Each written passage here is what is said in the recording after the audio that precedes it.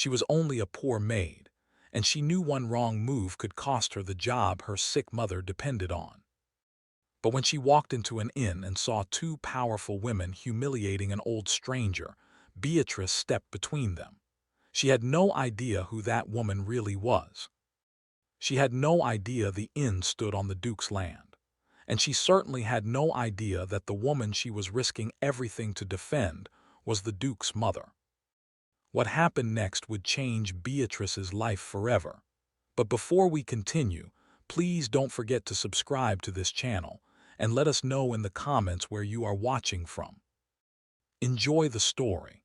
Beatrice Harcourt had been raised to understand the value of honest work. Her family had never been wealthy, but neither had they lived without dignity. Her father, Thomas Harcourt, had spent many years in the service of the Bellamy family, managing household and estate affairs with the kind of reliability that made wealthy people comfortable placing their concerns in another man's hands. He knew how to keep accounts in order, oversee work, settle small disputes, and notice problems before they became costly ones. To Beatrice, however, her father had been more than a capable employee. He had been the person who taught her to take pride in making something well. She inherited his love of craftsmanship, though her own passion was cloth and dressmaking. As a girl, she had spent hours studying the gowns worn by ladies of means, wondering how different fabrics had been cut and shaped into such elegant forms. She learned to sketch designs whenever she had paper to spare and kept scraps of fabric whenever she could find them. Her dream was simple but precious. She wanted to become a dressmaker. One day, she hoped to design gowns for ladies who could afford beautiful clothing, and if she worked hard enough, establish a small dressmaking shop of her own. She knew it would take years. She also knew that dreams required patience. Her father never laughed at the ambition. Instead, he encouraged her. Then Thomas Harcourt died unexpectedly. His death changed everything. The family soon discovered how quickly sympathy disappeared when there was nothing left to offer people. Those who had once praised Thomas as a trusted and dependable man sent their condolences. Some spoke warmly of his years of service. But when the mourning ended and the household needed practical help, there was little to be found. Thomas was gone, and so was the security his work had provided. Beatrice's mother soon became seriously ill, leaving Beatrice with responsibilities she had never expected to carry at 24. There were medicines to pay for, food to provide, and household expenses that could not be ignored simply because their circumstances had changed. Her dream of becoming a dressmaker had to wait. Beatrice took a position as a maid in the Bellamy household, the same family her father had served for years. The work was demanding, and she understood exactly what her wages meant. They were not merely her earnings. They helped keep her mother cared for and the household running. She did not complain. But neither did she completely surrender the dream she had once shared with her father. Hidden among her belongings were her sketches and small fabric samples she had collected over the years.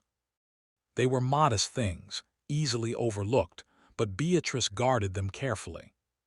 Whenever she looked at them, she remembered that becoming a maid had been a necessity, not the death of everything she had hoped for. One afternoon, Mrs. Bellamy gave her an errand. A package containing medicines and sewing supplies had arrived at the village inn, and Beatrice was instructed to collect it. She prepared to leave at once. The neighboring village lay beyond the Bellamy household, and the inn stood on Calderwick land. To Beatrice, it was simply another errand that needed doing. She had no reason to believe that the journey would matter beyond the medicines and sewing supplies she had been sent to collect. She could not know that before the day was over, the life she had carefully resigned herself to would begin moving in a direction she had never imagined. Lady Euphemia Vere had spent enough years managing a great household to know that reports did not always tell the whole truth. As the Dowager Duchess of Calderwick, She was accustomed to receiving accounts about her son's properties. Most were ordinary matters: repairs, rents, disputes between tenants, and the countless concerns that came with managing land and people. But the reports coming from one particular property had begun to trouble her. Tenants were complaining about unreasonable fees. Some claimed they were being pressured into making additional payments. Others spoke of being treated with disrespect by members of the steward's family. The complaints were serious enough that Lady Euphemia could not dismiss them as ordinary dissatisfaction. Her suspicion fell upon Crispin Harrow, the estate steward responsible for the property. Crispin had served the Calderwick estate long enough to understand the authority entrusted to him. Lady Euphemia wondered whether he had grown too comfortable with it, whether he had begun to mistake responsibility for personal power. She could have sent word that an official inspection was coming. Instead, she chose not to. If Crispin Harrow knew that the Duchess was arriving, he would have time to prepare. Complaints could be hidden. Tenants could be warned to keep silent. Those responsible for poor treatment might suddenly remember how to behave properly. Lady Euphemia wanted to see what happened when nobody believed she was watching. So she traveled to the property in plain clothing, without servants and without an escort. There was nothing about her appearance to announce her rank. She looked like an ordinary older woman, the sort of person who could enter an inn without attracting particular attention. That was precisely what she wanted. There was only one difficulty. Crispin Harrow knew her personally. Had he been present when she arrived, he would have recognized her despite the plain clothing. Her disguise could deceive strangers, but it would not deceive a man who had known the Dowager Duchess for years. Fortunately for Lady Euphemia, Crispin was away. His absence left his daughters, Cecily and Lavinia, at the inn. The two young women had grown increasingly confident because of their father's position.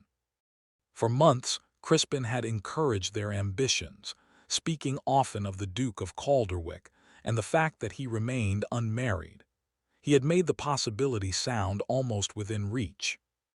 If either daughter could win Lady Euphemia's approval, he had told them repeatedly, their family might eventually become connected to the ducal household.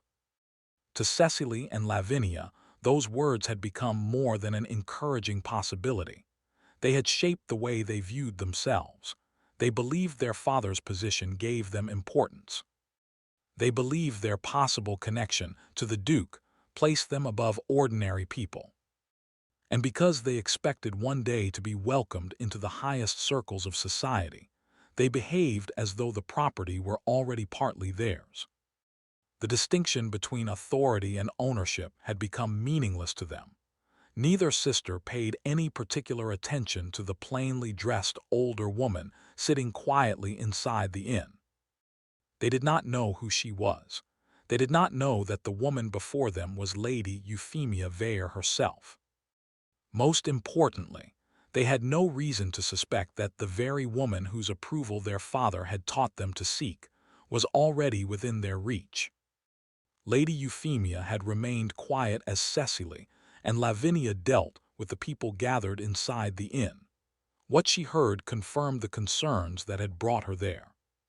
The tenants had already paid what they owed, yet the sisters continued demanding additional money from them.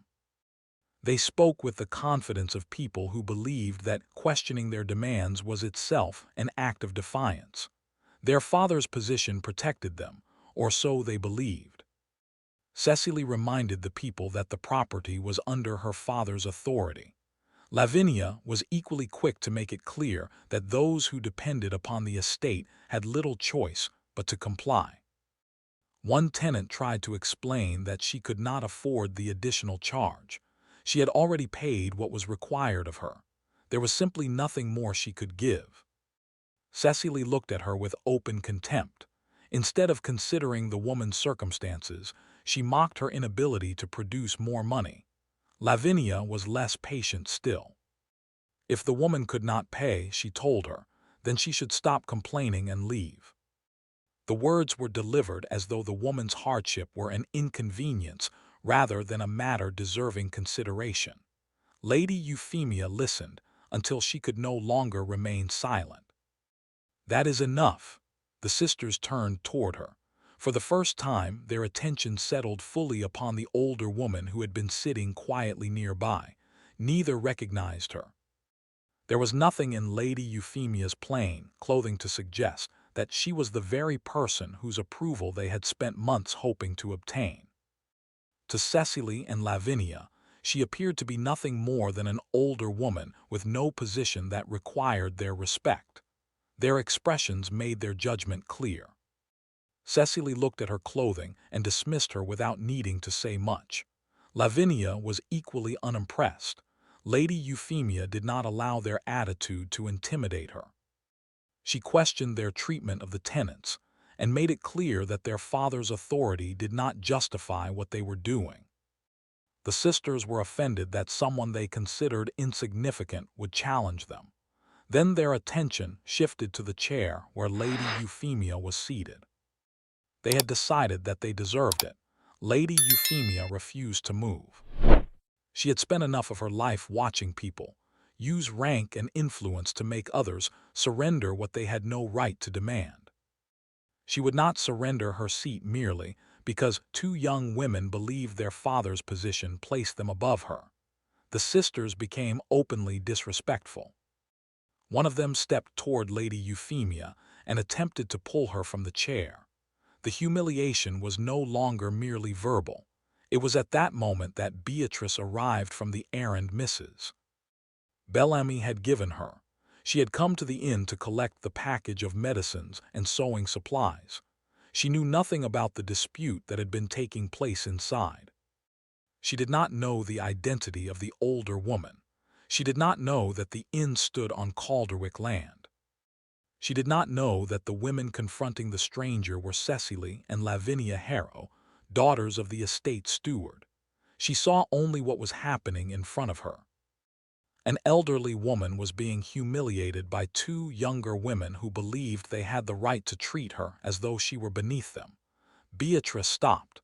She could have continued with her errand. She knew nothing about these people, and there was no reason for her to become involved. But she could not bring herself to walk away. She stepped forward. Her voice remained calm as she told the sisters that their father's position did not give them permission to mistreat people. The words immediately angered them. They reminded Beatrice that they were ladies of the estate. It was meant to end the matter. Instead, Beatrice looked at them and answered simply, "Then you should behave like ladies." The words struck harder than an accusation shouted across the room. Cecily and Lavinia were furious. They had not expected a maid to challenge them, least of all in defense of an older woman they considered insignificant. But Beatrice did not retreat. She remained where she was, refusing to move while the woman behind her was being mistreated. Lady Euphemia watched her quietly.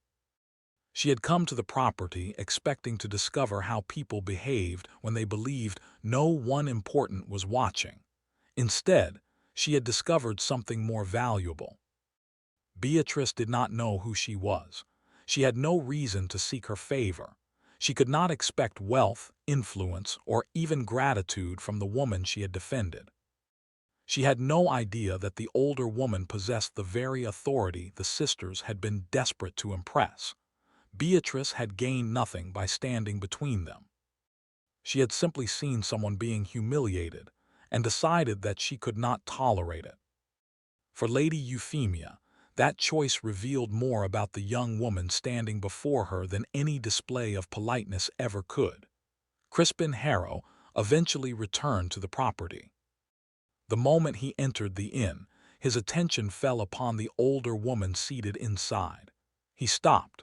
Whatever confidence he had carried into the room disappeared from his face. He recognized her immediately. "Your Grace." The words were enough. Cecily and Lavinia turned toward their father. They saw the respect in his expression, heard the title, and understood at once who stood before them. Lady Euphemia Vere, the Dowager Duchess of Calderwick. The woman they had mocked, insulted, and nearly dragged from her chair was the very woman whose approval they had spent months trying to secure. Their father had repeatedly encouraged their ambitions, reminding them that the Duke remained unmarried, and that Lady Euphemia's favor could bring one of them closer to the ducal household. Now they stood before her after revealing exactly how they treated someone they believed had no importance. Their confidence collapsed. Cecily and Lavinia began apologizing almost immediately. They tried to explain that they had not known who she was. They insisted that they would never have behaved so disrespectfully if they had understood her position. Lady Euphemia listened calmly. Then she gave them the answer they least wanted to hear. That is precisely the problem. The sisters fell silent. Lady Euphemia had not expected them to recognize her. That had been the purpose of coming in plain clothing. She had wanted to see how they behaved when they believed there was nothing to gain from showing respect. Now she had seen it for herself. Their courtesy had depended upon whom they believed they were dealing with. Crispin understood the seriousness of the situation. His daughters had not merely embarrassed themselves. They had exposed the very behavior that could destroy the hopes he had encouraged for months. He was visibly shaken, but Lady Euphemia was no longer concerned with the Harrows' ambitions. Her attention returned to the young woman who had stepped forward when everyone else had remained silent. Beatrice. The Duchess asked quietly about her. She learned that Beatrice was the daughter of Thomas Harcourt, who had worked for the Bellamy family for many years before his unexpected death. After losing her father, Beatrice had been left with a seriously ill mother and little choice but to find work herself. That was how she had come to serve in the Bellamy household. Lady Euphemia listened without interrupting. There was no family connection between them, no obligation that had forced Beatrice to intervene, and no advantage she could have expected from doing so. She had simply seen an older woman being mistreated and refused to stand aside. That was what stayed with Lady Euphemia. The young maid had not defended a duchess. She had defended a stranger. And she had done it knowing nothing about her name, her position, or her influence. Lady Euphemia had spent the day looking for evidence of how people behaved when they believed no one important was watching. She had found it. But it was not in the behavior of those who held authority. It was standing quietly before her in the form of a young maid who had risked her position for someone she believed had no power at all. For the first time since arriving at the property, Lady Euphemia was no longer thinking about what she had come to investigate. She was thinking about Beatrice Harcourt. Lady Euphemia returned to Calderwick with one problem settled and another waiting for her. Her son, Duke Gideon Vere, was 32 years old, unmarried and entirely unwilling to change that fact. Over the years, Lady Euphemia had watched suitable ladies introduced to him. Each had been respectable, well-connected, and entirely acceptable by the standards of their world. Gideon had rejected one after another. He always had a reason. One was too concerned with society. Another spoke too freely about his position. Another seemed more interested in the privileges of being a duchess than in the man who would give her the title. Eventually, Lady Euphemia stopped pretending that another carefully chosen introduction would solve the matter. Gideon had made his position clear. He would not marry simply because his rank demanded it. That afternoon, she confronted him privately. "You are 32, Gideon. How long do you intend to remain alone?" Gideon did not look particularly troubled by the question. "As long as necessary." His mother stared at him.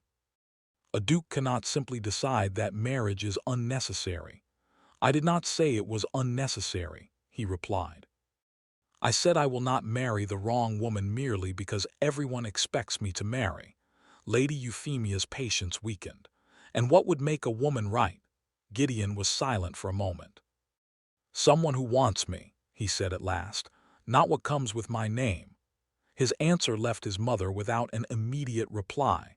He had seen too many people change their behavior in his presence. Some became flattering, others became eager. Nearly all understood what his title could provide. Gideon had grown tired of wondering whether anyone would treat him differently if he were simply Gideon. Lady Euphemia understood that argument better than he knew. Still, his position carried responsibilities. The Calderwick line required an heir, and she could not ignore the future simply because her son disliked the subject. Her voice softened. Am I truly to grow old without ever holding a grandchild? The question affected him. Gideon's expression changed, though he did not surrender. Mother, she looked away, unwilling to let him see how deeply the matter troubled her. But she did not tell him about Beatrice. She did not announce that she had found a young woman she believed worthy of his attention. Nor did she suggest that the maid who had defended her should be considered as a possible bride. That would have defeated the very quality that had first interested her. Instead, Lady Euphemia allowed matters to develop without forcing them. When Gideon eventually encountered Beatrice, there was nothing formal about the meeting. He already knew who she was. His mother had told him about the young woman who had intervened at the inn, and he understood the circumstances well enough to know that Beatrice had acted without realizing whom she was defending. But knowledge did not create affection. To Gideon, she was an unusually courageous young woman who happened to be a maid, nothing more. Their first meeting was therefore awkward. Beatrice knew exactly who stood before her. His title alone demanded a degree of formality, and she had no intention of forgetting it. She offered him the respect appropriate to his position. Then she returned to what she had been doing. There was no attempt to prolong the conversation, no exaggerated politeness, no eagerness to attract his notice. Gideon noticed. He was accustomed to people trying to make themselves memorable whenever they had an opportunity to speak with him. Even those who claimed not to care about his title usually found some reason to remain nearby. Beatrice did not. Her manner was neither cold nor disrespectful. She simply treated him as a duke because that was what he was, and nothing about her behavior suggested that she wanted anything from him. Gideon found himself uncertain how to respond. He had expected gratitude for his mother's interest, perhaps nervousness, perhaps an attempt to impress him. Instead, he received ordinary courtesy. It was strangely disarming. Beatrice, for her part, saw no reason to think further about the encounter. He was the Duke of Calderwick. She was a maid. Their worlds were entirely different, and she had no intention of pretending otherwise. Yet Gideon found himself looking back after she had gone. He could not explain why her indifference had caught his attention. Perhaps it was because she was the first woman in a long time who seemed completely uninterested in being noticed by him. And for a man accustomed to being the person everyone noticed, that was difficult to forget. Lady Euphemia began inviting Beatrice to Calderwick from time to time.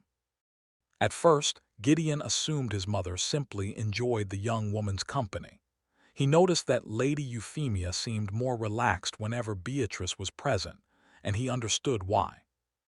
Beatrice spoke to her without calculation and listened without trying to impress her. Gideon paid little attention at first. That changed with a gown. Lady Euphemia was dissatisfied with the way one of her gowns had been fitted. She complained that the garment sat poorly and refused to settle properly despite the skill of the person who had made it.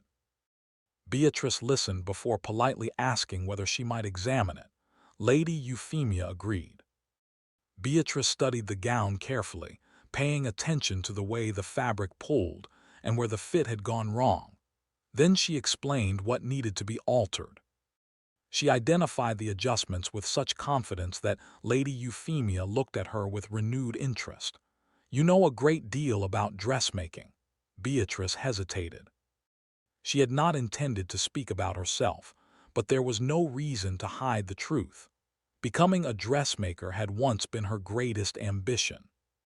The dream had been set aside after her father's death, and her mother's illness left her with responsibilities she could not ignore. Gideon happened to overhear the conversation. He said nothing, but the answer stayed with him. Until then, he had thought of Beatrice mainly as the courageous maid who had defended his mother. Now he understood that there was more beneath her quiet manner.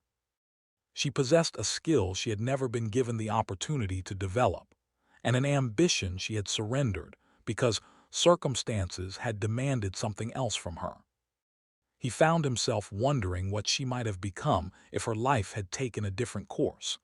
Another visit gave him a different answer to another question. A young servant was being blamed for damaging something valuable. The girl was frightened, and those around her had already reached their conclusion. Beatrice was present when it happened, however, and knew that the accusation was unfair. She could easily have remained silent. She was a guest in the Duke's house, and interfering in a matter involving the servants might have seemed improper. Instead, she calmly explained what she had witnessed.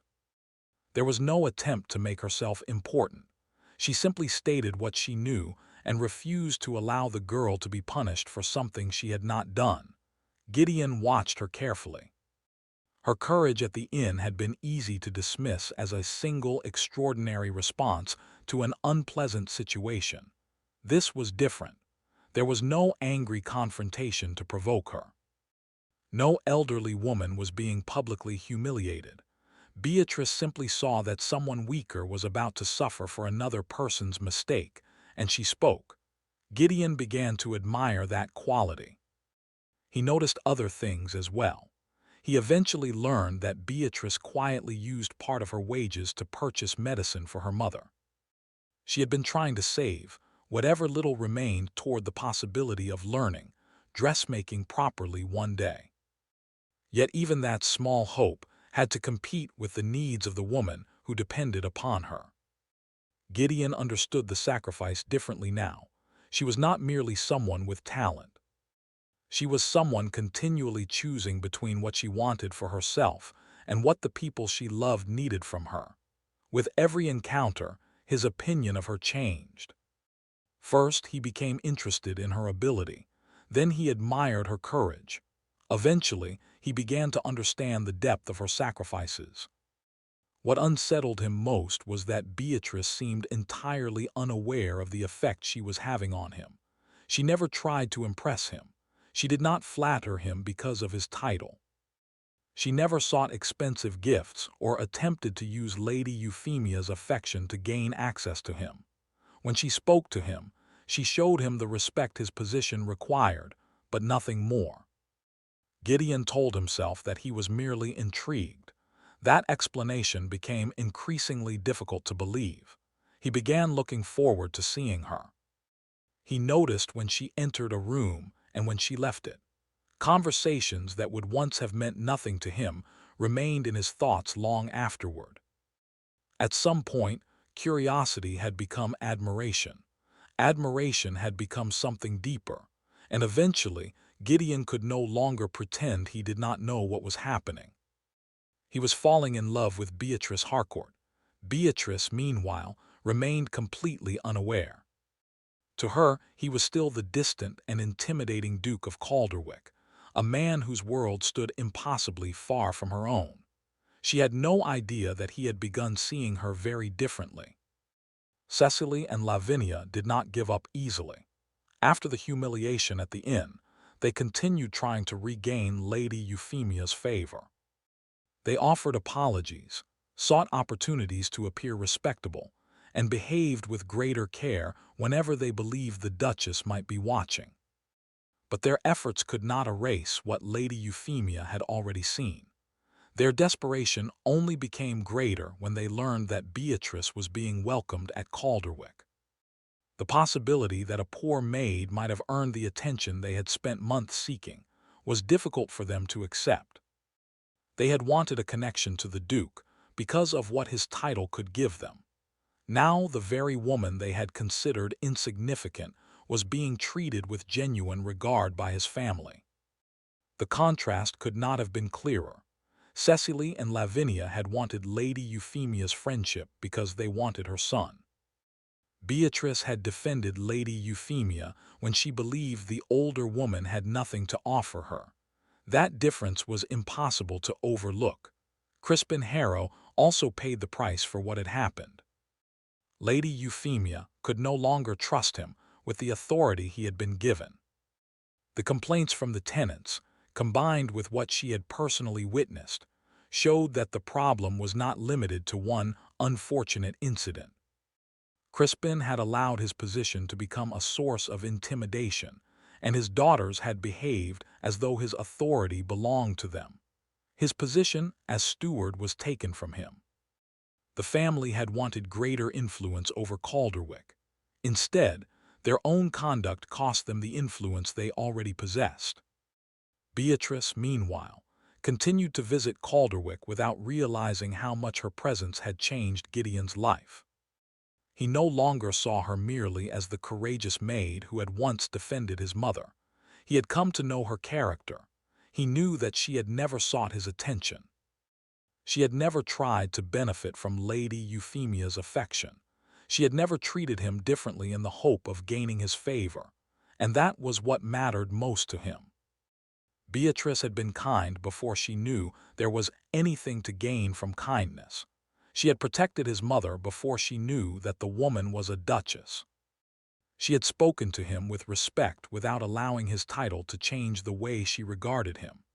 Gideon finally understood that this was the quality he loved most. She had never wanted his wealth. She had never wanted his title. She had not even expected to meet him.